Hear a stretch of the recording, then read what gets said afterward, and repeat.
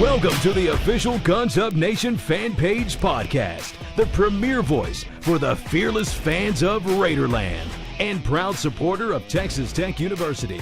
Let's meet today's hosts. Hey, how's it going, everybody? Welcome into another installment of the Guns Up Nation podcast. I'm RC Maxfield alongside Tobias Bass down in H-Town. Tobias, how you doing, man? Doing good, man. It's rained, I think, every single day the past 5 days. Well, that's what happens when you live in the armpit of Texas. Yeah. But the other day, bro, like it rained like a lot. Like I was driving because I was coming home from work late that night.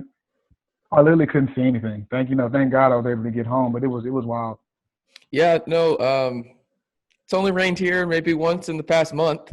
It did downpour when it rained, but it wasn't too bad. In good old West Texas, eastern New Mexico, so not too bad. But on today's podcast, we're going to talk about Texas Tech baseball a little bit, Texas Tech golf, and how they've had unprecedented success in terms of potential members in the U.S. Amateur Tournament. And then we'll also talk about the Texas Tech new Under Armour deal, and then we'll tease a little segment we're going to be doing next podcast and as well on the new website, the Guns Up Nation website, gunsupnation.com. Be sure to go check that out. We'll talk about that a little bit more later on in the podcast, but we got to start it off with the Under Armour deal that Texas Tech just got an extension on. Everybody knows Texas Tech is an Under Armour affiliate. They just extended that for 4 more years. The deal is a 4-year deal worth $12.9 million to the athletic department. I know that some people on Twitter yesterday and even Michael here at Guns Up Nation were kind of surprised at that number. But to me, the number makes sense. I don't know about you, Tobias, but it averages out to about $3.2 million per year. It makes sense to me, honestly. Well, what were they expecting? Did they give a number that they thought would be more? I didn't see that. No, I didn't. But, I mean, Michael, the owner and founder of Guns Up Nation, did send us, kind of a tweet out there that had been going around.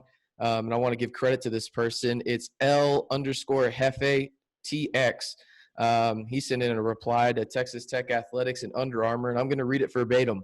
At Kirby Hocutt, how on God's green earth is our brand and school only worth $3.2 million a year? Utah, $6.5 million. Cal, $8.5 million. UCLA, $18.6 million. Boston College, $3.3 million. Cincy, $4.7 million. Notre Dame, $9.9 million. Auburn, $8.6 million. Maryland, $3.3 million. Were the offers from Nike, Adidas really that bad to force your hand on this deal?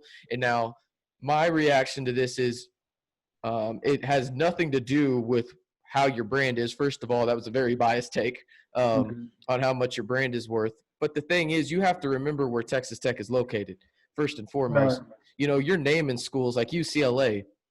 That's the second biggest, city in America. Utah is a whole state. They don't have anybody to compete with. Right.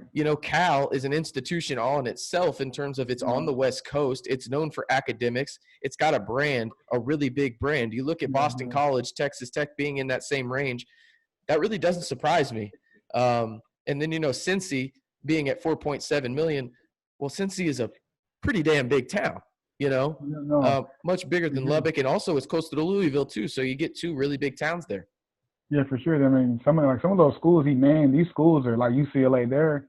They've been struggling with the past couple of years. But as far as the brand of UCLA, that's one of the biggest, known brands in college sports, not just football and basketball. It's probably top 5, easy. I would agree. I mean, Auburn.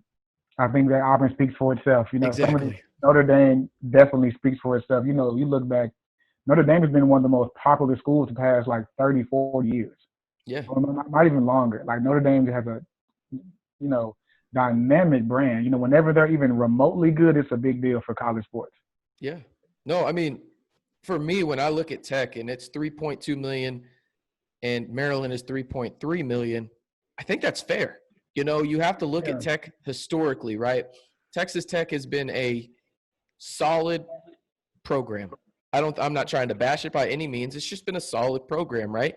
They've had those years here and there, whether it's in football, where they, do great things, where, the Mike Leach era and everything. But now we're starting to go into that wave where businesses, in terms of branding, Adidas, Nike, Under Armour, whatever it may be, okay, they're starting to pick it up a little bit. But what is the main sport that these brands care about? Football. It's football. And Tech is just not good at football right now. That's just simple and plain. Like, you look at it and you look at what Kirby Hocutt has said in the past, 80% of the revenue for athletics comes from football, right? It doesn't matter if you go to the Final Four or you go to, Omaha. It doesn't matter. 80% of your revenue comes from football, and a mediocre football program right now, for being blunt. So when was the last time you went to a ball game? Patrick Mahomes, LSU. No.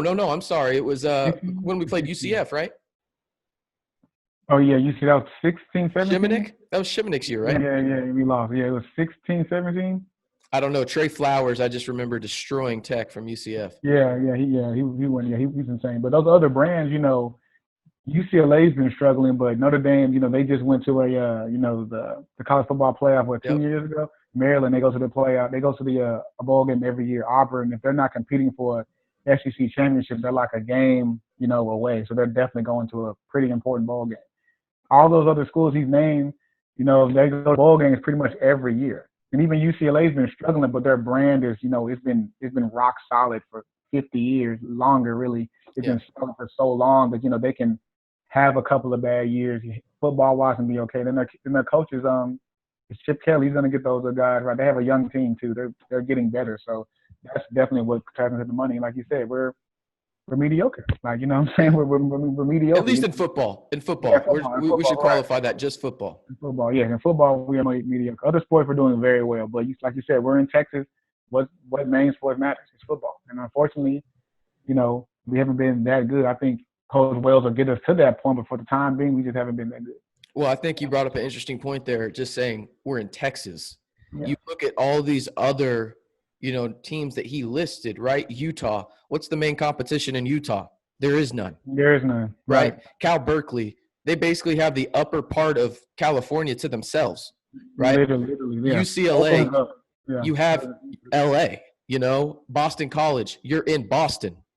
Yeah, there's a lot of people there. Nothing there. Cincy, you have it to yourself. Like, you have that. Notre Dame speaks for itself. Auburn, SEC, they're really good at football. There's nothing like it, right? And then Maryland, sitting in that same area, right? You look at where Maryland is in terms of, like, what teams are closest to Tech. Maryland is probably that.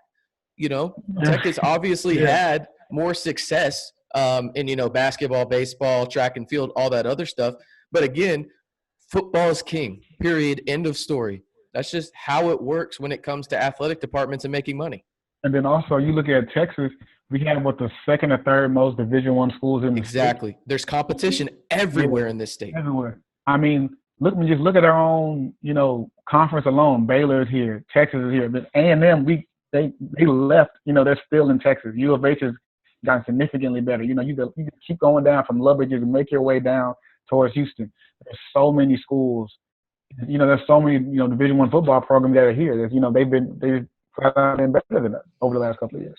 Yeah, no, I don't know this for a fact, but just, going through the numbers in my head real quick, I would venture to say that Tech is probably at best fifth in the state in terms of worth when it comes to, an athletic program, when it comes to, Nike, Adidas, or Under Armour. You got Texas, obviously, A&M, obviously, Baylor, probably better, and then TCU. Yeah. I would probably guess that. I didn't even name TCU. Yeah, that's another good point. I didn't even name them. Yeah. But that's the thing. I would guess because those football programs are just more pristine, and again, football makes money. That's just how it is. Yeah, for sure. And I mean, I understand how Tech fans are upset about this, but at the same time, $3.2 million is, it might be a little low, but it's not like worth complaining about, in my opinion. Yeah. I think you're probably supposed to be in that, $3 million flat to $3.5 million range. And then here's the thing too. I hate to be so blunt with it, but be better. We have to be better at football. Like that. That's how it is. That's plain on. That's no one's gonna feel bad for us for being bad at football. You know what I'm saying? Like no one's gonna feel bad for you. So at the end of the day, we just simply I mean, I hate to make it sound so easy, but you have to literally be better at football. Once you get to that point, you'll start to see the money go up. But until then, see the quote unquote number. But until we get better, it is what it is. That's how it's going to be. Yeah, no, I think Matt Wells is going to get him in the right direction. But it's a process, man. It's a process. He just got here. Yeah, it's 1 year, and he didn't have a starting quarterback. Right. He was on his third exactly. string quarterback. You know, I mean, maybe it feels weird, but like Cliff, he was just on campus not that long ago. You know what I'm saying? 18 months. It wasn't that long ago. So give it time. Then also, the contract, the way it broke at a weird time. It wasn't like we gave Matt Wells 3 years, then the contract came. This came after his first year as a football coach, then the contract. It was just a weird year. Unfortunately, Cliff didn't get the job done. So just the timing of it was just bad. Yeah. I mean, and sometimes that just happens in sports. Right. Sometimes you can't avoid the inevitable, and it looked like that was the inevitable. And Matt Wells, again, when you're on your third string quarterback, and this is not a slouch at Jet Duffy, who I think actually played pretty well last year considering the circumstances. Right. You're probably not going to win a lot of football games, right? No. You have injuries, other injuries as well. Jordan Brooks had a shoulder injury last year. People forget about that. He played through that a lot. Jack Anderson, arguably your best lineman, was playing through injury last year a lot of the time. I mean, Octavius, arguably our second best corner, didn't play all year. Exactly. Our safety, he came in, Justice Parker, you lost him. Yeah, he didn't. He doesn't play. Our other corner, Adrian Fry, he was also playing hurt.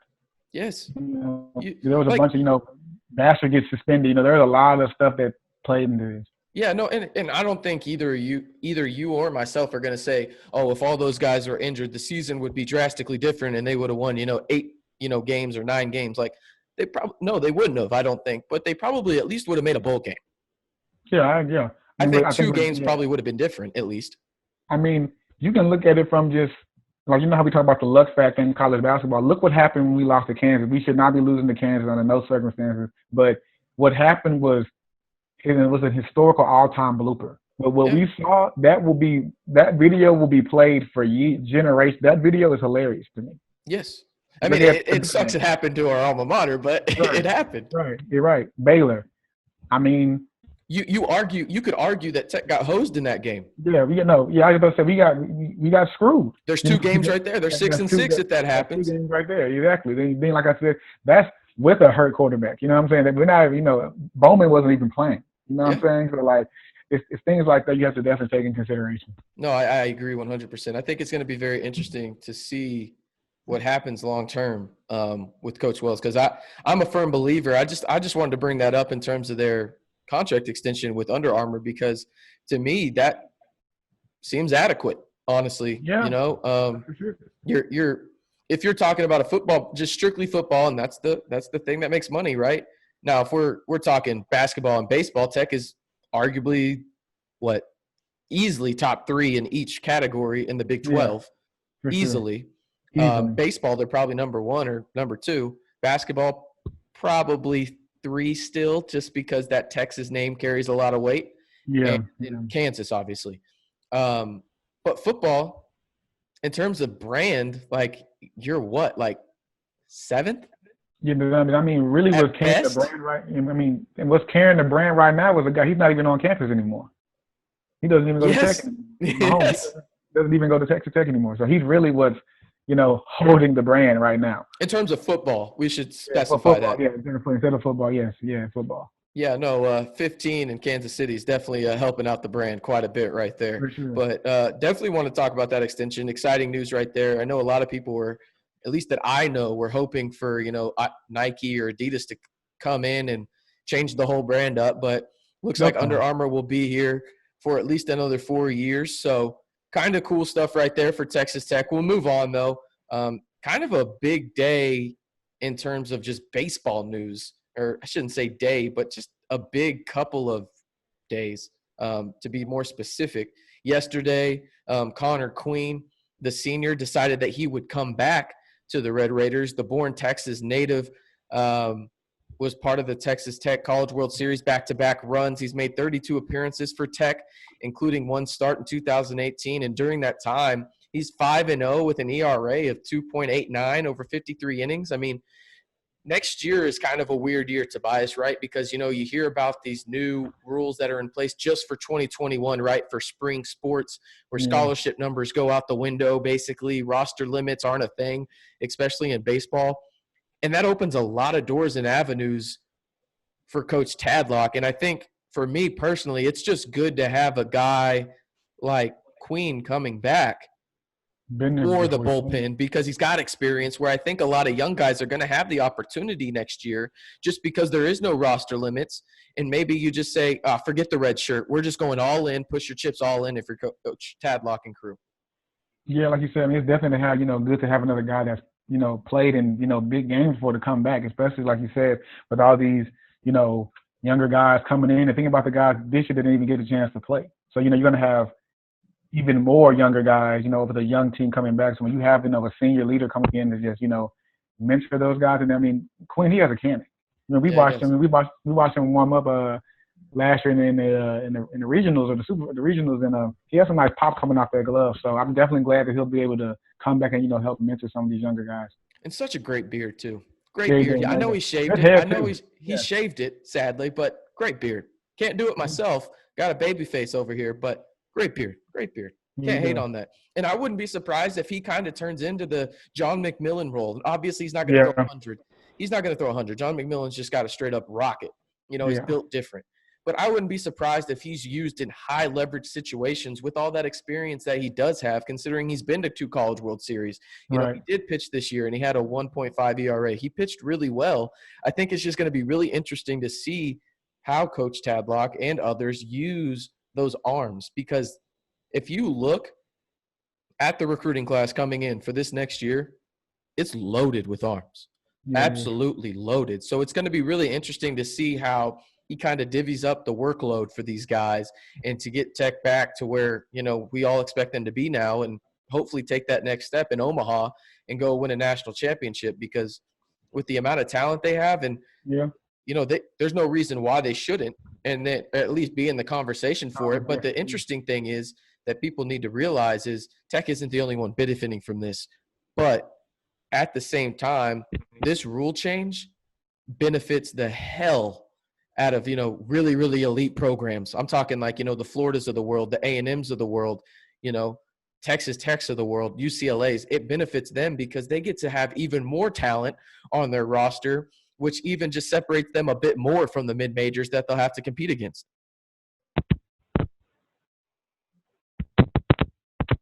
It gets pretty ugly pretty quick. So when, the more depth you have at that position, the better. Yeah, no, absolutely. Yeah. Having enough arms is something of a necessity in baseball, and you can never have too many of them. And speaking of arms, the one that I just mentioned, John McMillan, he will not be back in the 806. He has decided to go sign a free agent deal with the Kansas City Royals, as well as Brian Klein. He decided to go out east and sign with the Washington Nationals. Brian Klein definitely will hurt a little bit, but that'll be 4 Red Raiders that are gone now, and Brian Klein, John McMillan, and then the 2 that got drafted and have signed, and Clayton Beater and Bryce Bonin. So 4 Red Raiders, 3 arms are leaving. And if we're just looking at it from a bat standpoint, Brian Klein was a huge bat for Texas Tech in his time here. Finished his career with a .318 batting average, 49 doubles, 10 home runs, 124 RBIs, and 140 runs scored. Had 21 of his doubles in Big 12 play, which ranked 10th most in school history. And in 2019, he racked up the 2nd most RBIs by a Tech second baseman in program history with 57. So you're talking about an elite bat that I think a lot of people, when they saw Brian Klein, they thought, he's a good baseball player. Don't get me wrong, but he's had the, the blessing, if you want to call it that, of hitting before or after a top 10 draft pick in Josh Young. That he can't help that. That's just, good for him. If anybody would take that gig. Then he's consistent. I mean, like, what you're going to get out of him. You know what I'm saying? Exactly. You have people in that spot. You want to be fairly consistent for the most part. You can look at his numbers and see that he was pretty much consistent majority of his career, if not all of it.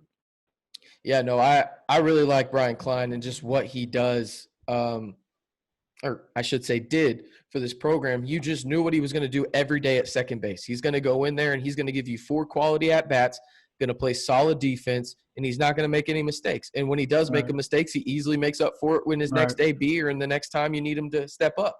So I really liked him.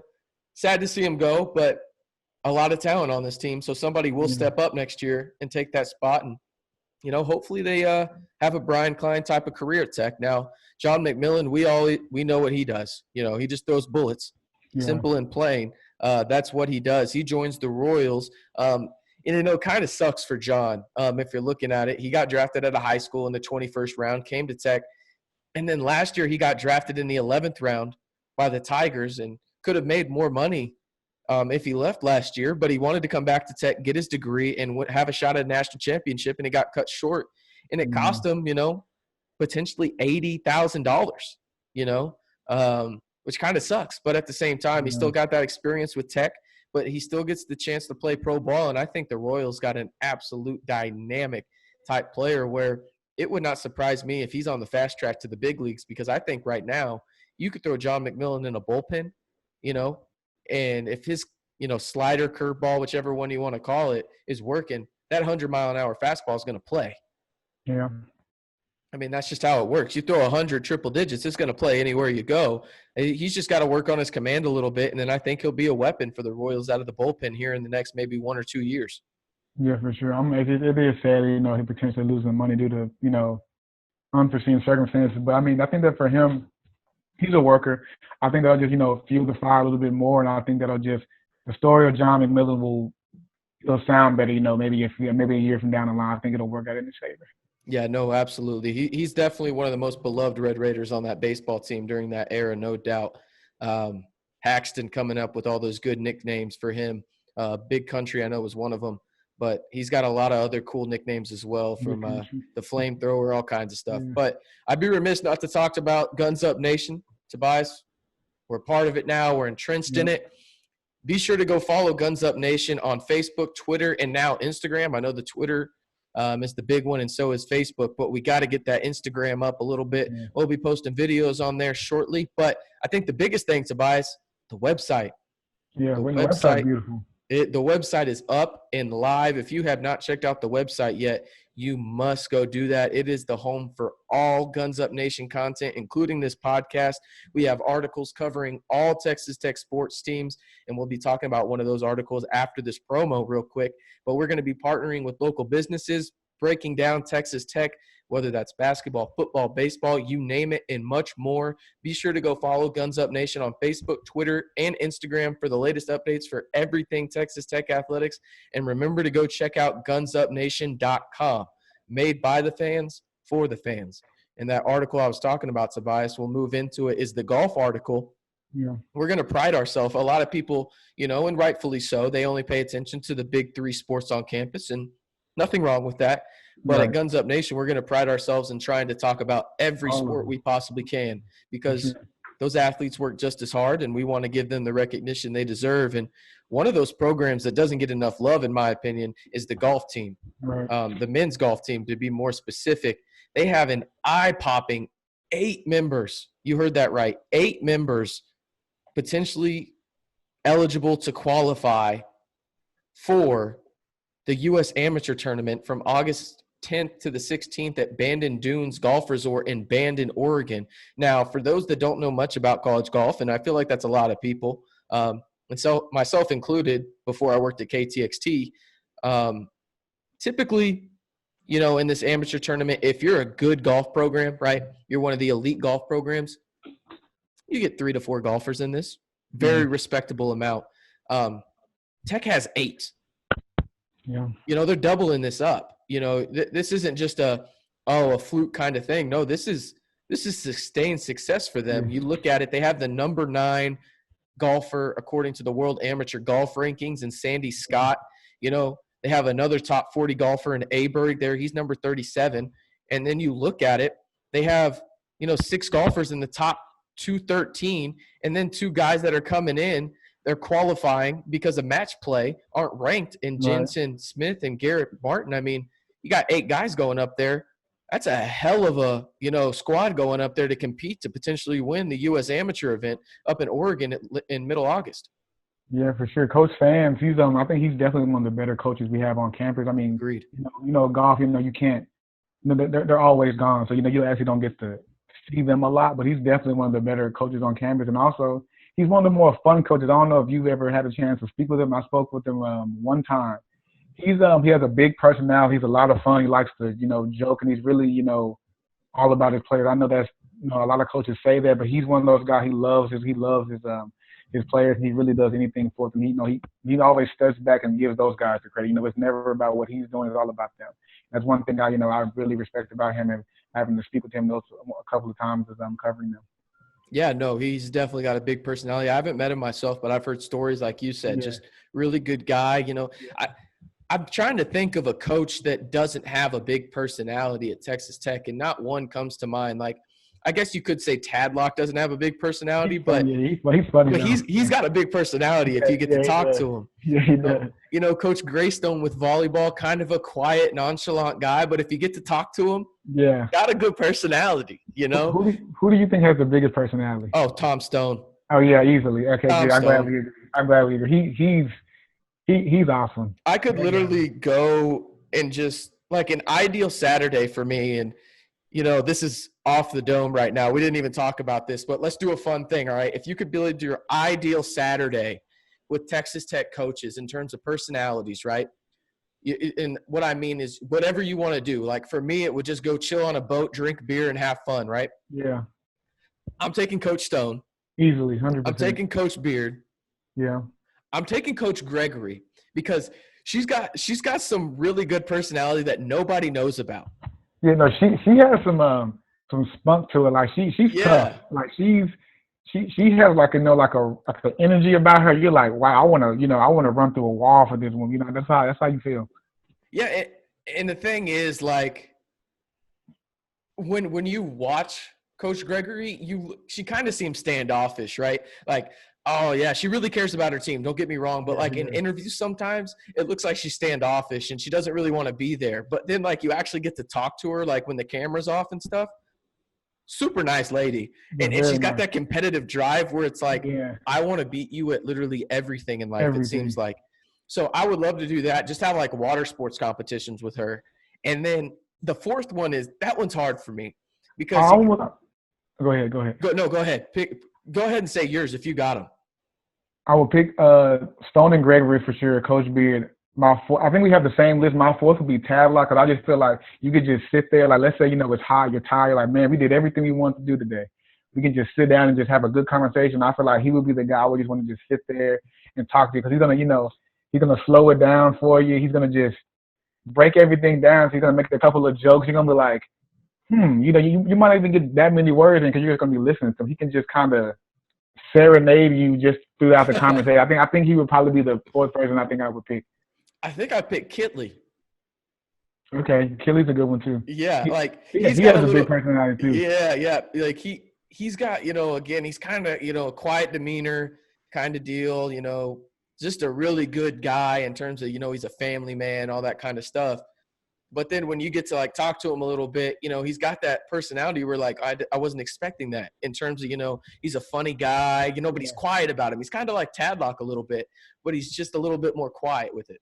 He has like a little sarcasm. You have to like, yes. Yeah. You can catch, like, you've been around him, I've been around. You have to catch it, but he has a big, sarcasm about it. Like, oh well, you didn't think, like he'll kind of catch you off guard with it. You're not familiar with him.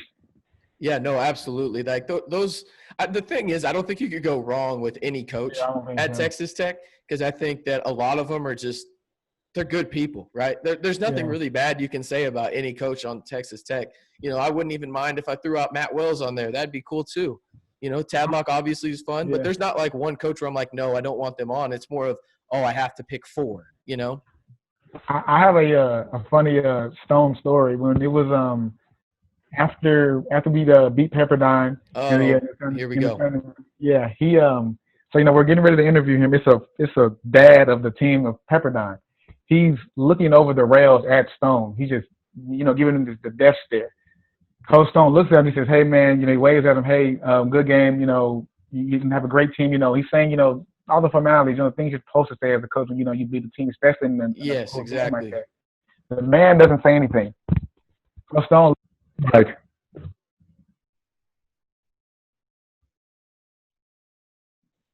yeah. So the guy, he looks at him again with his desk there.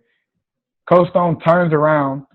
He looks like, keep on, there's no one behind. He looks around like, he says to us, "What the hell is wrong with this guy? Should I go get security?" He looks at us again. "Yeah, I think I should go get security. Can you go remove this man?" Because he was just looking at him just with his desk there.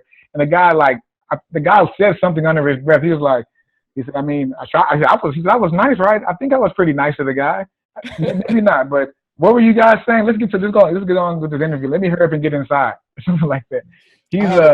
I have another good story too with Coach Stone, and it involves you. Okay. Oh yeah. So Tobias covered Texas Tech soccer for KTXT while I was calling the games up there in the broadcast booth, and it was a cold. What was it? September night, chilly. Maybe it was October even. Yeah. I think it was October. And Tobias shows up in an Oregon State zip-up jacket, right? I don't pay it any mind at all, at first. And then, I'm going through the broadcast and, giving the schedule update for the next game for Texas Tech. And I realized, wouldn't you know it, the next opponent, Oregon State at home. So I don't tell Tobias anything. I don't even think he hears me. He's paying attention to the game or whatnot. Wouldn't you know it, Tobias goes down to the field to interview Coach Stone in an Oregon State Beaver zip-up Nike jacket. Coach Stone looks at Tobias and goes, "Are you here for some secret reporting or something, or are you here for them, or what's going on?" And Tobias looks down and he just doesn't even realize that he's wearing it. He's like, "Oh crap." Yeah, I forgot I even had that on. Because I have a couple of black hoodies. One of them is like a Steelers hoodie. I have another one is like a Tech hoodie. I just grabbed the first one. I thought it was my normal black Steelers hoodie. I just put it on without thinking. I go down there with this hoodie. I said, "Oh, I have this Oregon State hoodie." And he looked at me and was what are you doing? What are you doing? And I was like, gave him some motivation. I'll say I contributed to their win. So. I don't think it had anything to do with it, to be honest. Yeah, no, I definitely had nothing to do with it, but that's the story I'm going with and I'm sticking to it. I motivated him and his team to beat them. So let me get this straight. For everybody that listens to this podcast can know, you were responsible for the 2019 victory for Texas Tech. Or was that 2018? No, it was 2019, right? It wasn't last year. Oh, it was 18. Okay, you're right. So you're taking credit for the 2018 victory where Texas Tech soccer beat Oregon State soccer at John Walker Soccer Complex. You're taking responsibility for that win. Oh, yeah, and I'm taking 110% credit for it. I mean, I want to thank, Nike for making this hoodie. Also, the store that I bought it from. I can't remember what store it was, but I'm thanking a bunch of people, I think I have probably the best winning record in Texas Tech, history as far as from coaching standpoint. I am undefeated. So when you take into consideration, I think that I could maybe leverage this into a job some way, somehow. I don't see why you couldn't. I don't see why I could. I'm undefeated. In D1, nonetheless. Exactly, yes, in D1. So, I mean, there's not that many coaches out there doing what I'm doing and bringing to the table, So, absolutely. If anyone out there looking for, for a young, vibrant coach, definitely bring me on your staff. I am undefeated. So, keep that on. You're taking credit for that win. I did that. No one else. Yeah, no. Carly Wickenheiser didn't have anything to do with it. Nothing to do with it. Nothing. Literally nothing. No girl in that field that play had nothing to do. It was all me. Yeah, that makes sense. I'm sure Coach Stone would agree. Yeah, of course he would. Yeah, no, I really think Coach Stone, is going to listen to this and he's going to be like, I don't know how we haven't hired Tobias sooner. He's 1-0, D1. You can't beat that. Oregon State, solid soccer program as well. You can't beat that. It was all him. Yeah, for sure. I mean, if you really want to get deep into my coaching record, you can go on my Instagram. There's a picture of me. We actually won. What was it? We had a bunch of schools came to Lubbock for basketball, and we had a tournament in Lubbock. It was 2 years ago. My team that I was the head coach of, we actually won. We were undefeated in that as well. So really, my coaching record is flawless. I would say 5-0, 6-0 as a head coach. So sure. And what I love most about these stories is I'm a versatile coach. I'm doing things in soccer, basketball, football, whatever it may be. I have versatility. So maybe we can work this out. I can coach all the sports. Who knows? Yeah, I mean, why even hire Coach Matt Wells, Coach Beard, or Tom Stone? Why? Just pay you $5 million to do all of it, right? Exactly. That's a good number. I'm looking for a little bit more, but that's a good number. Yeah, I think Texas Tech would be on board with that. Kirby Hokut's going to listen to this and be like, "Why didn't I think of this sooner? Like, why would I hire somebody with experience and more experience in every other field than when I can just hire somebody that's undefeated?" You know? Right. I have the most experience at 24 years old from Tech coaching. So I mean, that speaks for itself. Yeah, I mean, you're the only coach at Tech that has coaching experience and a win-loss record at the age of 24. I mean, it makes so much sense to me. You know, why they would put you in a position of power there in terms of, you know, running multi-million-dollar business, you know, operations. You know, it makes total sense because the rec league team that you coached and went undefeated, it's the same exact one that Coach Beard took to the Final Four. I get it. It makes a lot of sense to me. Yeah, we had a couple of scrimmages with those guys. We kicked their ass. It wasn't close. I bet Jarrett Culver, Zaire, they didn't do nothing, right? We had a 6'2" post. I mean, of course. If you got a 6'2" center, I mean, how are you not going to dominate against a guy like, you know, Zach Smith or, you know, Lawrence Odiase? I mean, who are those guys? Yeah. That team, they didn't want any part of us that year. I wouldn't have wanted any part of us if I was them.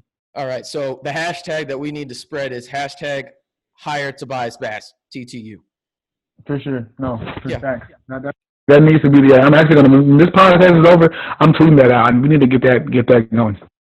Yeah, because I mean, why would we even pay them millions of dollars? It makes no sense. Coach Beard, let him go to Texas. Am I right? Yeah, I mean, just put me on. I mean, if there's multiple games a day in different cities, just put me on a private plane. I'll be there. I might be a little tired. I might need a couple of snacks, but I'll be there. Coach Stone, the most iconic soccer coach ever at the school, you know, has brought them to multiple, you know, NCAA tournament appearances and, you know, had arguably some of the best women program in, you know, Texas Tech athletic history. Kick him to the curb. Am I right? Yeah, for sure. Coach Matt Wells, you know, he's had great success at Utah State, you know, had an 11-2 team out there, has, you know, produced multiple first-round picks. Kick him to the curb. Yeah, he's done. I like where this is going. I think this makes a lot of sense for the program long term. You got to downsize in today's economy. It makes a lot of sense. And then I'm young. I could be there for 40 years. So yeah, no. In everything I just said, please do not do it. Yeah, no. Let's actually not do that. I would not reckon. No, let's actually not do that. If you're a coach, right, Tobias? How many games are you winning your first year? Football. This is at Tech. Yes. You want the real number or the actual number? But aren't the real number and the actual number the same thing? Well, if you want the okay, not the real. Okay, my number or the real number? The real number. I want the real number. Okay, the real number. And how many did we win last year? 4. I could do 5, 6. I could do that. You could win 5 games. I could. Give me a good. I'm gonna need help. I'm gonna need help. This is not gonna be a Tobias. No, let's just switch it out. You have the current coaching staff. You're Matt Wells now. How many games are you winning with your experience? Oh, this is football? That's where Matt Wells coaches. I mean, well, okay, but the Baylor game we would have lost because I would have gotten thrown out of that game. So you can go ahead and add that one. Kansas, I would actually we won. How many? We won 5 last year. 4. We would have won less, but I would have been suspended for half. Kansas, I would have for sure gotten suspended. No, I would have missed probably like half the season right there. Then Baylor, I would have. No, we probably would have won one game because I would have been suspended for the rest. I will go ahead and say it. If I was the head coach, Matt Wells, we would have won 0 games. That's not an indictment on the players. It's the indictment of my stupidity. Okay? I do not know how to run a program in any facet of it, you know. So they would win 0 games because of me. That's why the players would be talented, but they would not win any games because of me, period. Maybe 1 by accident, you know, because of their talent, or maybe even 2. But I promise you I would not take credit for any of it because I would not know what I was doing. I'd probably just sit in the office and be, like, mesmerized by some of the stuff that's happening at practice. Well, let me take you under my wing and show you what it's like to be the only one. All right, on that note, I think we should end the podcast because Tobias is getting a little cocky on it. But, Tobias, you got anything else you want to say before we head out of here? Oh, one more other thing. The TBT tournament is July 4th. Matt Mooney will be playing in that tournament. I believe it's in Florida. It's the basketball tournament. I think they're playing for $1 million, I believe. Yes, $1 million. Yeah, Matt Mooney will be playing in that tournament. I can't remember what team he's playing for, but he will be in the tournament. So if you want to see Matt Mooney, hooping, you'll get to see him July 4th to I think the 10th or the 12th. So you'll get to see some of. I think there might be another Red Raider in there. I'm not sure, but I think there's like a Dre team that they're trying to get in that tournament. Yeah, exactly. So I think you might see a couple of Red Raiders playing in that tournament. Yeah, no, I know Texas Tech is. I know Justin Gray has mentioned that he might Yeah, play in it. Justin Gray is that's the other one. Justin Gray is playing. I know that he mentioned that he might be playing in it. So there you go. You can catch out Justin Gray as well as Matt Mooney. That'll be fun to watch. And be on the lookout. Tobias is scheduled to post a Jamias Ramsey scouting report here today, maybe? Yeah, I'm going to actually do – whenever we finish doing this, I'm going to post it right now. There we go. So go over to the website. That's gunsupnation.com. You can check out that. We'll post it on the Twitter, Facebook, maybe not the Instagram quite yet, but we will get it out on the major platforms. But for Tobias Bass, you can follow him at Tobias_Bass on Twitter. And I'm RC Maxfield. You can follow me at RCMB323 on Twitter. Be sure to go up and follow Guns Up Nation on every platform, at Guns Up Nation on Twitter, at Guns Up Nation Voice for the podcast on Twitter, and then you can go follow the group on Facebook. Got to get as many people as in there as possible and voice all those great Texas Tech opinions. But again, for Tobias Bass, I'm RC Maxfield. We'll catch y'all next time, guys. And remember, always keep your guns up. Thanks for listening to the Guns Up Nation podcast. The opinions expressed in this podcast are those of the fan page administrators, podcast hosts, and fans, and do not reflect the opinions of Texas Tech University or its affiliates. We are proud to support Texas Tech, its students, alumni, and fans.